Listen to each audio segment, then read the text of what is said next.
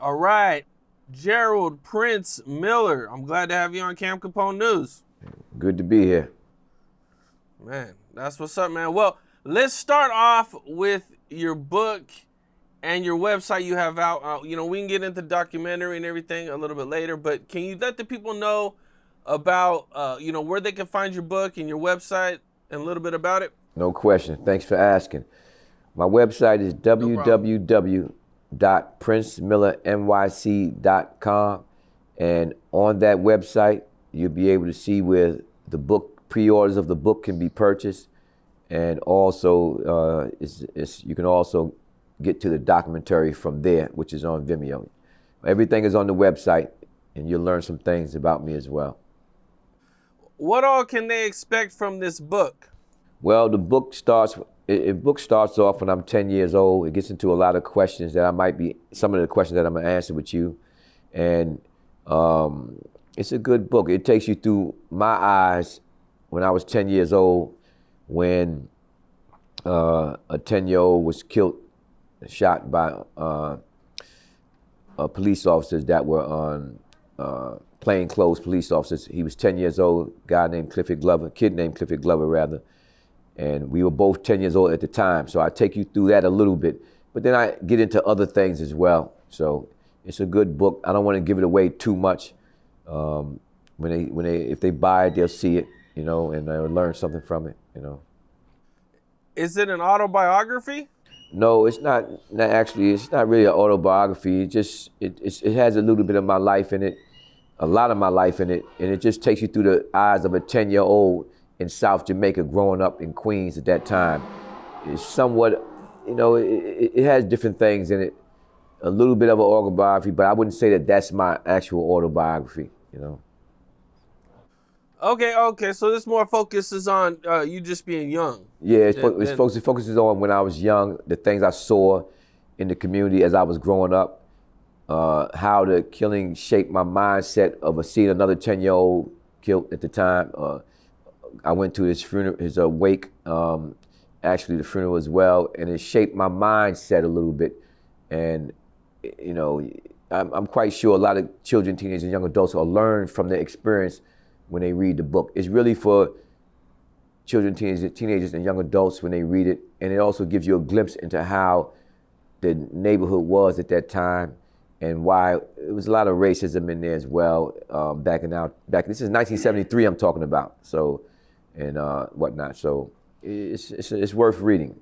It's for a conscious individual to read. Oh, and when can they expect it out? Is it already out right now? Well, the pre-orders, you can get the pre-orders right now from my website, but it's going to be on Amazon as well. But the pre-orders you can get now. The pre-orders are hardback and they're signed by me, but they're almost sold out of the pre-orders. So once they sell out, then they're going to have to go to Amazon to get the actual book, the hardcover and the softcover. The book is called From the Cradle to the Grave, Chronicles of a Criminalized Class. Well, that's what's up, man. So everybody check that out. Go to the website, pre-order that book, man. It sounds like it's really dope. Let's, take it back to the beginning of everything and get to know you a little bit better. What was it like for you growing up in South Jamaica, Queens in the 70s and 80s? Well, I wrote something about how it was back in the days when I was growing up. And I'm gonna give you a little bit from the book, if you don't mind. And I'm gonna read to you, actually, I'm gonna talk to you as well, but I'm gonna read to you how it was back then from an excerpt and whatnot. It's an excerpt from another book, but I touch on this in my book. So I'm gonna give it to you this way, and then I'll talk to you about it afterwards, okay? All right. Okay. All right. I'm glad you asked that question. I'm gonna answer it for you in a minute. Thank you. This is from another book, but I touch on it in my book. In 1973, South Jamaica was the ghetto area of Queens. A disproportionate number of its 100,000 residents were on welfare. Several thousand were known to be addicts on the basis of public records alone. Its population, which was more than 90% Black and Hispanic, suffered from an infant mortality rate that was twice of other Queens residents. Their life expectancy was 6 years shorter. 3 times as many of their households were headed by women. Unemployment among them was twice the national average. There were, a 1978 New York Times study found, a permanent underclass, people who were wards of the government, living out unproductive lives under conditions that most Americans, if they thought about them at all, considered unacceptable. So that was the area in which I grew up back in 1973. And so what you saw was it was a lot of struggles and a lot of strife and a lot of everybody was mostly poor for the most part in South Jamaica. I've seen this before. There was a big emphasis on 1973. That's because that kid was killed by the police. Yes, in 1973, Clifford Glover was walking with his father. He was going to help his father at work. He worked at an auto body shop. And on Saturdays, he would go with him to help him. He would earn a little spare change, help out around the area. Had no gun, had no weapon. He was walking with his father, and 2 plainclothes police officers drove up in an unmarked car, yelled out to them, "Hey, you niggas, stop." Boom. They didn't know who they were because it was unmarked car and they didn't have on police uniforms. They ran, thinking the father thought they was gonna get stuck up or something, because that was going on back then. They ran, they chased him, they shot him in the back. He dies. Later on, they claimed he had a gun. He never had a gun, was no gun found. He was completely innocent. And at that time, South Jamaica went up in flames. It was protests and it was all type of stuff going on, similar to what was happening back in the year 2000 when all the people were getting killed by police officers. So they went to trial though. They were found not guilty in 1974, and it tore the community up back then. Horrible. That's horrible, man. Yeah. And this had a big effect on you. Oh, it had a huge effect on me. I was 10 years old at the time, and my parents told me not to go to the wake or the funeral because they didn't want me getting caught up in the things that might happen. They were worried. I was 10 years old, but I was young and I didn't pay them no attention. I snuck out and went over to the wake, and I saw him in the casket. It was sad, and I came out, and it was a lot of people out there, different crews, different 5% was out there, different gangs was out there, then regular people was out there as well. A protest broke out, and everybody started throwing rocks at the police cars, and it was wild. The whole night was wild. It was a wild night. At 10 years old, I was caught up in the middle of all that, and it had an imprint on my mind. Okay, now you're seeing this, and you're going to school at the time. Oh, what were you like in school back then? I did good in school. I was to be honest with you, school was easy to me. I mean, the work was easy. I liked it, but at the time, I don't know, it just didn't excite me much. It was so easy, it didn't excite me. But I went to school, I studied. I was going to a school, PS 116 in Bricktown. It was a tough little elementary school.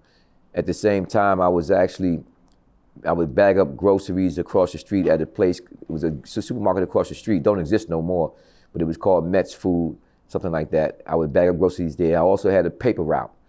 I was the type of person who liked to make some little small change, hustle, and put my money up, save my money and stuff like that. And I think I was in the 5th grade at the time when that happened. What was your family life like? My family life was good, man. I had a mother and a father, 2-parent household. Both of them worked at the time. I had an older sister, 2 brothers, a younger brother, older brother, and they was making ends meet. We struggled like a lot of families in South Jamaica.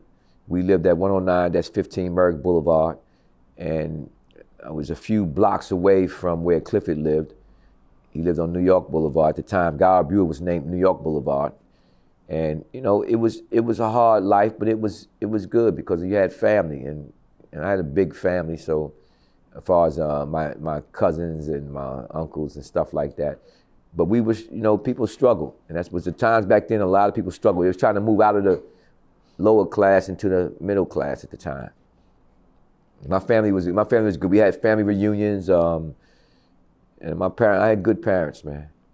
I seen at one point you didn't live in the Baisley Projects and you moved there at one point? No, we never lived in the Baisley Projects, actually. We lived at 109, that's 15 Merrick Boulevard. It was a building, it was a apartment building in the poor area of South Jamaica. And after the killing of Clifford Glover, my parents moved us from there to a house. We moved to a house, 170, that's 4318th Avenue, which is about a few blocks away from Baisley Projects. For everybody who's watching, where are we at right now? Right now, we're in a community center called Life Camp.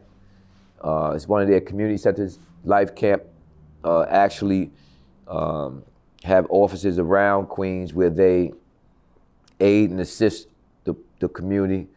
They give food drives. They got things they do for the children. They're anti-violence prevention organization. That's what they do. They try to stop violence in the community.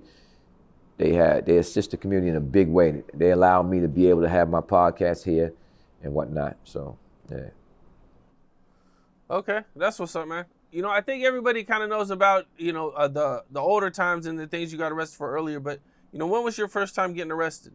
I don't remember exactly when. I think I was 16 or 17 maybe. I think I was around 16 or 17 years old. It was so long ago, I can't really remember. I got arrested. I do remember getting arrested for possession of a weapon. I was going to help a friend who was getting jumped, and someone else had the weapon actually. And I went there with a few others. He was getting jumped by about 4 guys. We went there to help him. One of the guys had a gun, and I was able to get around the side of him, knock his hand down. The gun fell. Everybody was fighting each other, and I picked the gun up so that nobody else can get the gun. But then the police sirens were coming, and when the police sirens were coming, everybody started running. They stopped fighting, they started running. I got the gun in my hand, I'm running with the gun because I don't want to get caught with it. And I run with the gun, and I throw the gun in the park. And one of the police officers see me throw the gun, I think. Anyway, I get caught with the gun. I can't remember exactly, but I get caught with the gun. The gun becomes mine. And I got a year for that. But back then, you only do 6 months on Rikers Island, something like that. What's up? This is Cam Capone. We got more content like this coming soon. So hit that like button, subscribe, and stay locked in to Cam Capone News.